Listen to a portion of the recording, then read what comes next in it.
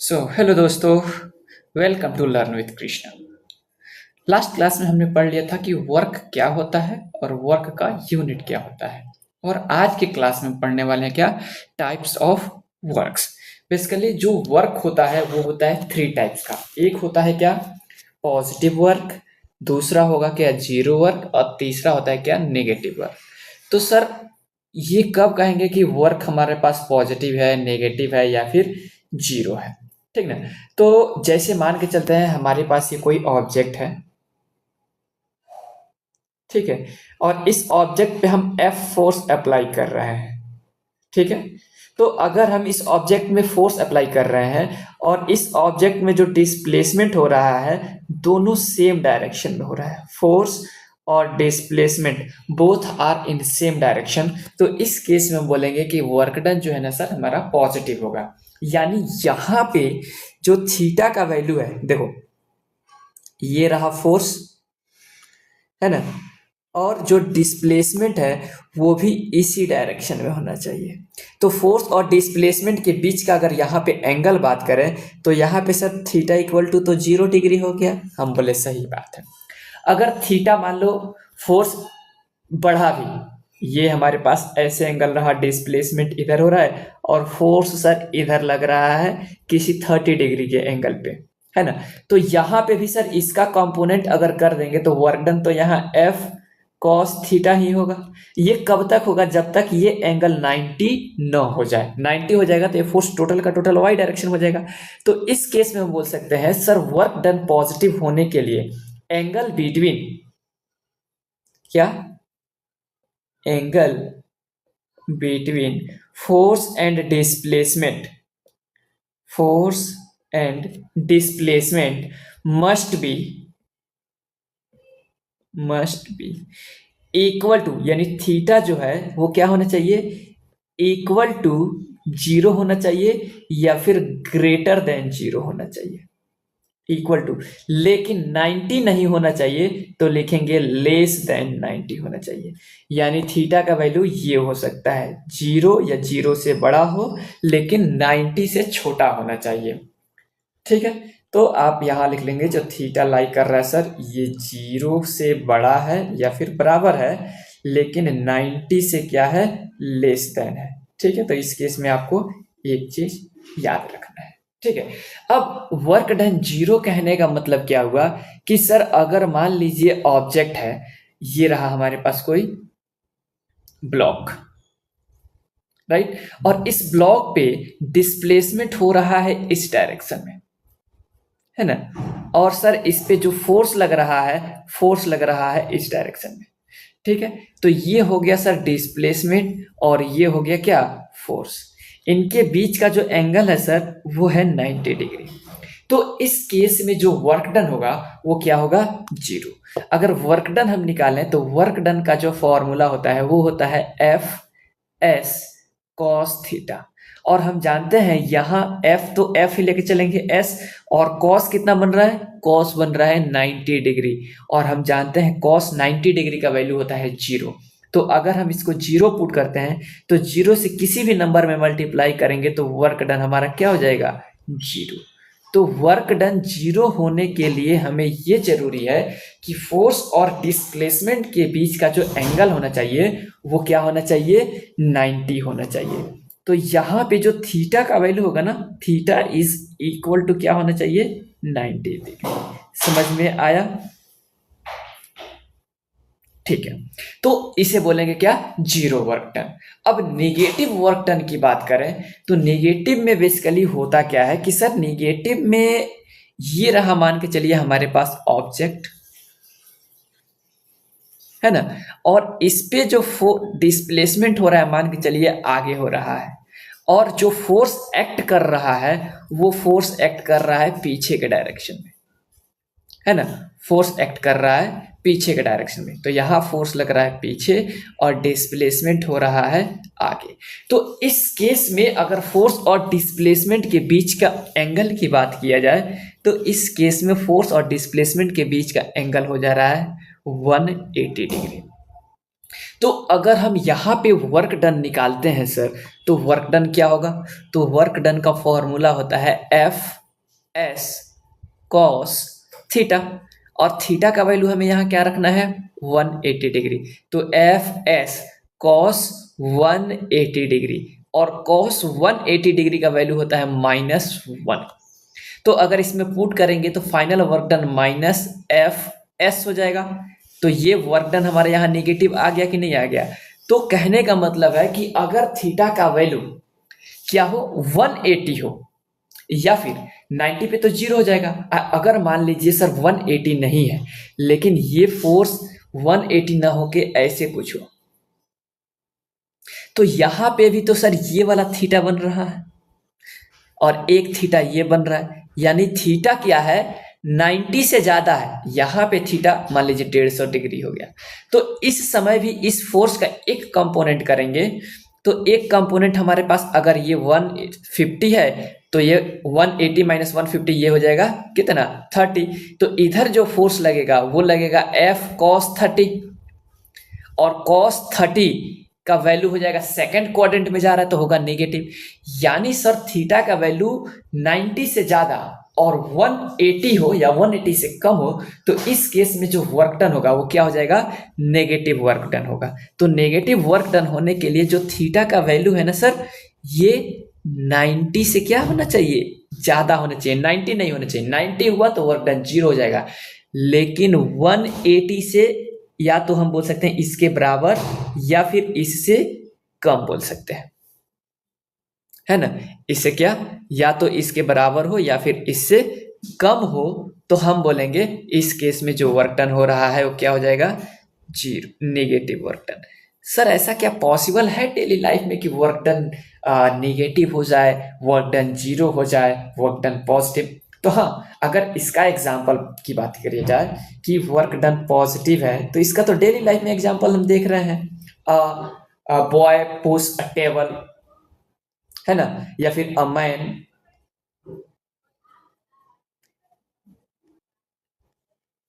Displace a table in forward direction. सामने के direction में एक आदमी टेबल को डिस्प्लेस कर रहा है, तो ये तो पॉजिटिव वर्क डन हो गया। हाँ, नेगेटिव वर्क डन का कोई एग्जांपल ऐसा दीजिए सर कि वर्क डन नेगेटिव हो। अब हम जानते हैं कि वर्क डन जो होता है सारे फोर्स करते हैं। अब यहाँ पे जैसे देखो एक एग्जांपल ये बड़ा पूछता है कुली वाला। मान के चलो ये कोई आदमी है, क्या है, और ये अपने सर पे क्या रखा है? एक बड़ा सा बक्सा रखा है ना? ये बड़ा सा बॉक्स रखा है और ये अपने दोनों हाथों से इसे पकड़े हुए है ना?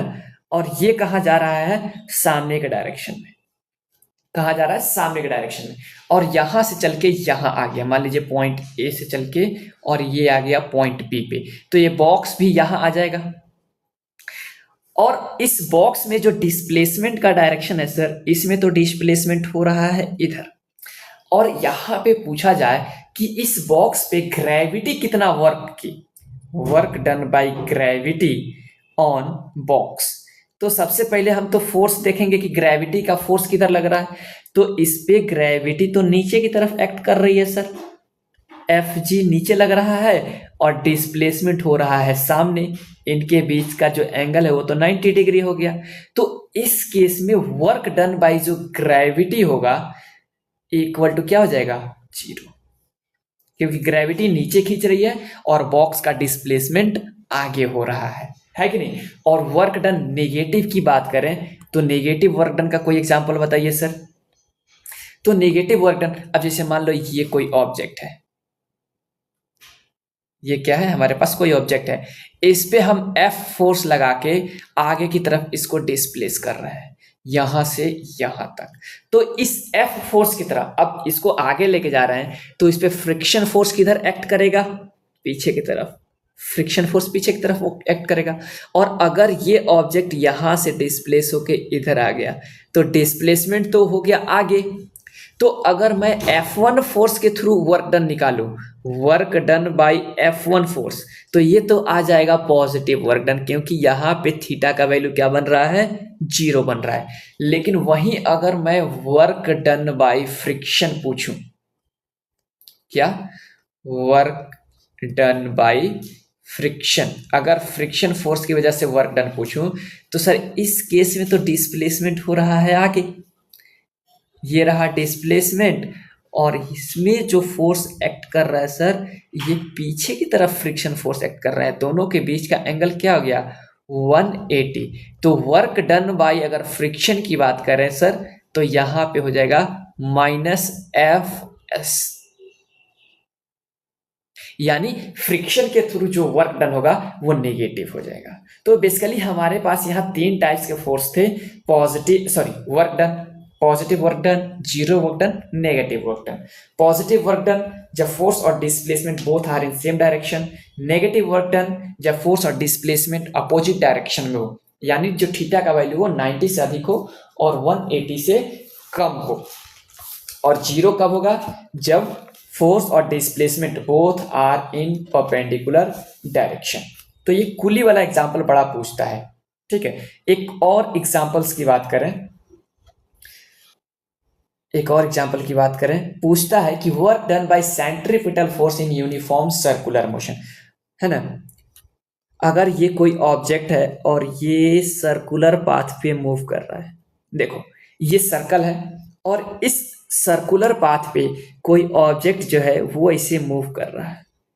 पहले यहाँ था, फिर वो यहाँ गया, फिर वो यहाँ गया, फिर वो यहाँ गया, फिर यहाँ गया, ऐसे ही वो रोटेट कर रहा है कि नहीं, ऐसे ही रोटेट कर रहा है। तो पूछ रहा है work done by centripetal force, work done by, एक मिनट, find work done, find work done by centripetal force. Centripetal force के through work done find out कीजिए। तो सबसे पहले इस सिनेरियो के हमें समझना होगा कि सर ये अगर कोई ऑब्जेक्ट सर्कुलर पाथ पे मोशन कर रहा है तो इस केस में बेसिकली होता क्या है। तो ये फोर्स सर किधर एक्ट करेगा, अगर कोई ऑब्जेक्ट सर्कुलर पाथ पे मूव कर रहा है तो इस केस में फोर्स किधर एक्ट करेगा। तो देखो अगर ऑब्जेक्ट सर्कुलर पाथ पे मूव करेगा तो हमेशा इसमें जो फोर्स का डायरेक्शन है ना वो टुवर्ड्स द सेंटर होगा, F(c). यहां भी अगर फोर्स का डायरेक्शन देखा जाए तो सेंटर के अलोंग होगा, यहां से भी फोर्स सेंटर के अलोंग होगा। हर जगह अगर फोर्स की बात करें तो हर जगह से फोर्स जो होगा ना वो सेंटर के अलोंग होगा, मतलब सेंटर से ऐसा लगेगा कि सेंटर के अलोंग ही फोर्स एक्ट कर रहा है। हर जगह फोर्स सेंटर के अलोंग ही लगेगा। अब बात आता है कि सर इसमें डिस्प्लेसमेंट कैसे हो रहा है। देखो अगर कोई ऑब्जेक्ट सर्कुलर पाथ पे मूव करता है ना तो एवरी पॉइंट पे उसका डायरेक्शन चेंज होता है। यहाँ पे जो डिस्प्लेसमेंट होगा ना, यहाँ पे वेरिएबल फोर्स एक्ट कर रहा है कि नहीं, मतलब इसमें एक्सेलरेशन चेंज होते जा रहा है, इसे बोलेंगे, ठीक है। यहाँ पे कुछ और, यहाँ पे फोर्स का डायरेक्शन अलग है, यहाँ पे फोर्स का डायरेक्शन अलग है, मतलब हरदम सेंटर के अलावा डिस्प्लेसमेंट एवरी पॉइंट पे अलग अलग होगा। अगर इसको छोटे छोटे पार्ट में डिवाइड करें तो इस छोटे पार्ट का डिस्प्लेसमेंट का जो डायरेक्शन होगा वो इधर हो रहा है। यहाँ पे डिस्प्लेसमेंट इसके टेंजेंट के अलोंग हो रहा है, यहाँ पे जो डिस्प्लेसमेंट है इसके टेंजेंट के अलोंग हो रहा है, और यहाँ पे जो डिस्प्लेसमेंट है इसके टेंजेंट के अलोंग हो रहा है ना। और यहाँ डिस्प्लेसमेंट और फोर्स के बीच में हमेशा 90 डिग्री का एंगल बन रहा है। कितना का, 90 डिग्री का एंगल बन रहा है, हमेशा 90 डिग्री का एंगल बन रहा है। तो अगर क्वेश्चन ऐसे बोले कि एक कंप्लीट राउंड के बाद, तो एक कंप्लीट राउंड के बाद तो डिस्प्लेसमेंट जीरो ही हो जाएगा। बट अगर ऐसे नहीं बोलता है तो हम यहां डिफाइन करेंगे द डायरेक्शन ऑफ फोर्स, क्या, डायरेक्शन ऑफ फोर्स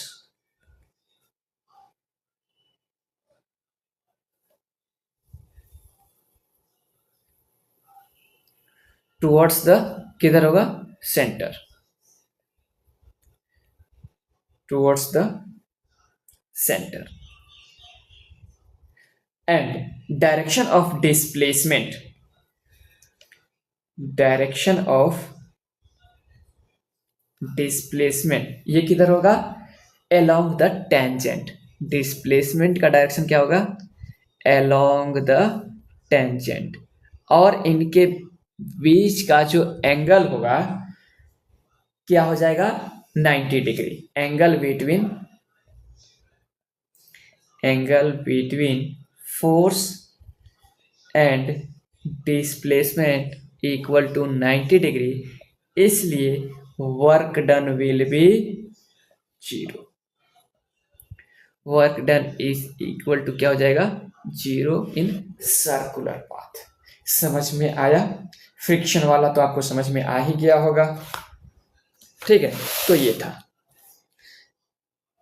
ठीक है, अगर आपको ये समझ में आया हो तो आपसे उम्मीद है वीडियो को लाइक कर दीजिएगा और अपने दोस्तों तक शेयर करें ताकि वो लोग भी देखें, क्योंकि आईसीसी का बहुत कम चैनल है जिस पे अच्छे से एक्सप्लेनेशन सारे टॉपिक का मिलेगा। अगर आप लोग ऐसे करते हैं तो मैं और आगे इसका एक्सप्लेनेशंस क्या करूँगा, अपलोड करूँगा। Thank you.